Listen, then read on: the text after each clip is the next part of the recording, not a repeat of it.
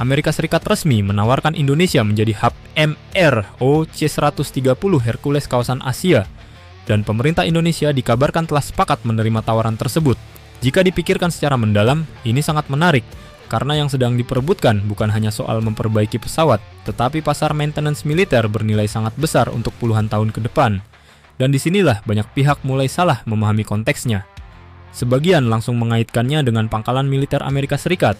Padahal ini murni bisnis aerospace dan industri maintenance pesawat militer, yang bekerja bukan pasukan tempur, melainkan teknisi sipil, engineer, dan tenaga profesional industri penerbangan. Namun pertanyaan terbesarnya justru berada di sini. Mengapa Amerika Serikat memilih Indonesia?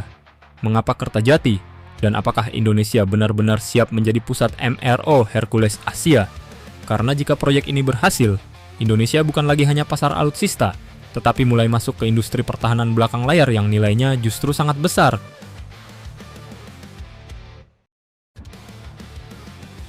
Mengapa Amerika Serikat memilih Indonesia? Jika dianalisis menggunakan sudut pandang strategis, alasan Amerika Serikat memilih Indonesia sebenarnya cukup jelas. Indonesia merupakan salah satu operator Hercules terbesar di kawasan. TNI Angkatan Udara sudah mengoperasikan pesawat ini selama puluhan tahun dalam berbagai kondisi ekstrim, mulai dari operasi militer, bantuan bencana, hingga penerbangan ke wilayah terpencil seperti Papua. Dan jujur saja, pengalaman seperti ini bukan pengalaman biasa. Karena Hercules di Indonesia tidak hanya terbang di runway ideal, tetapi juga beroperasi di wilayah pegunungan, cuaca ekstrim, dan jalur logistik antar pulau yang sangat kompleks. Artinya, Indonesia memiliki pengalaman operasional nyata yang sangat mahal nilainya. Selain itu, posisi geografis Indonesia juga sangat strategis, berada di tengah jalur Asia Pasifik dan dekat dengan banyak operator Hercules seperti Malaysia, Filipina, Thailand, Singapura, Vietnam, India, hingga beberapa negara Timur Tengah. Istilah sederhananya begini, jika ingin membangun pusat maintenance regional, tentu lebih efisien memilih negara yang berada di tengah pasar pengguna. Dan jangan lupa, Indonesia juga memiliki sumber daya manusia penerbangan yang cukup kompetitif, dengan biaya operasional yang relatif lebih efisien dibanding banyak negara maju. Inilah kekuatan utama Indonesia. Tantangan besar di balik proyek ini. Namun di balik peluang besar tersebut, terdapat tantangan yang juga tidak kecil. Karena menjadi pusat MRO regional bukan sekadar membangun hanggar besar lalu selesai. Dunia aerospace memiliki standar yang sangat ketat. Kualitas pengerjaan, ketepatan waktu, supply chain, ketersediaan spare part, sertifikasi internasional, keamanan data, dan kualitas sumber daya manusia, semuanya harus benar-benar dijaga. Karena dalam industri maintenance pesawat, reputasi adalah segalanya. Sekali terjadi kesalahan besar, maka kepercayaan internasional dapat langsung runtuh.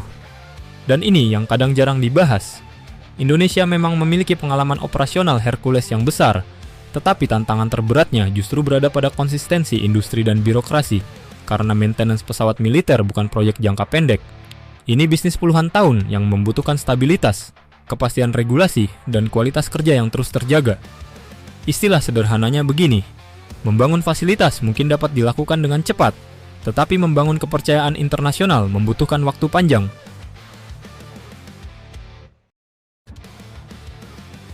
Industri yang nilainya bukan kaleng-kaleng. Jika proyek ini berhasil, maka dampaknya dapat sangat besar bagi Indonesia. Karena yang masuk bukan hanya pesawat Hercules, tetapi uang, pengalaman, teknologi, lapangan kerja, dan peluang industri aerospace nasional untuk naik kelas. Bayangkan jika operator Hercules di Asia mulai melakukan maintenance di Indonesia.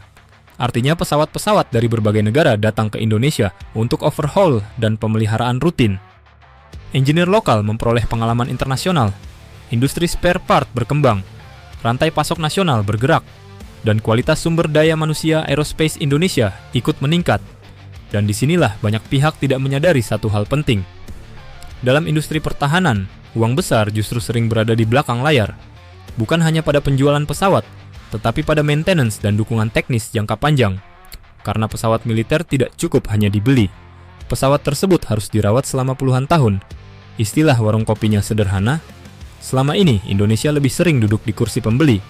Nah, lewat proyek seperti ini, Indonesia mulai pelan-pelan berpindah kursi ke meja industri.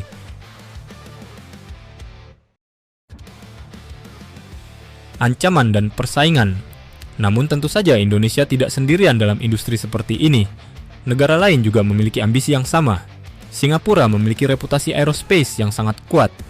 Malaysia juga memiliki industri maintenance penerbangan. Beberapa negara Asia lainnya pun terus membangun kemampuan EMRO mereka.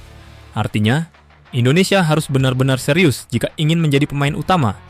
Karena jika kualitas maintenance kalah bersaing, maka operator luar negeri tentu akan memilih negara lain yang dianggap lebih cepat, lebih rapi, dan lebih terpercaya. Dan satu lagi yang menarik, proyek ini juga berpotensi memunculkan persepsi geopolitik tertentu karena melibatkan Amerika Serikat. Padahal sebenarnya konteksnya adalah industri aerospace, bukan pangkalan militer. Karena yang bekerja nantinya bukan pasukan tempur Amerika Serikat, melainkan teknisi sipil, engineer, dan tenaga maintenance profesional. Namun, persepsi publik tetap harus dikelola dengan baik agar tidak muncul narasi liar yang justru mengganggu proyek strategis ini.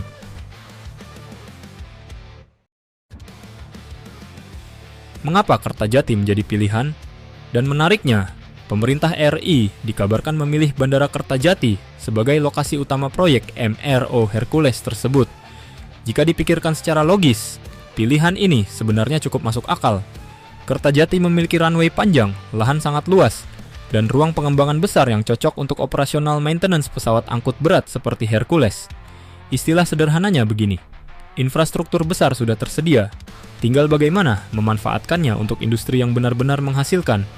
Dan jika proyek ini berjalan sukses, maka Kertajati yang dahulu sering dianggap bandara sepi, justru dapat berubah menjadi pusat industri aerospace pertahanan paling strategis di Indonesia.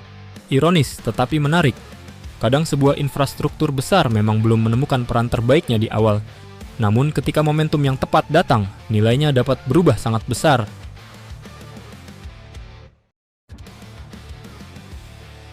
Pada akhirnya, tawaran Amerika Serikat menjadikan Indonesia sebagai pusat MRO Hercules Asia, bukan sekadar proyek maintenance pesawat biasa.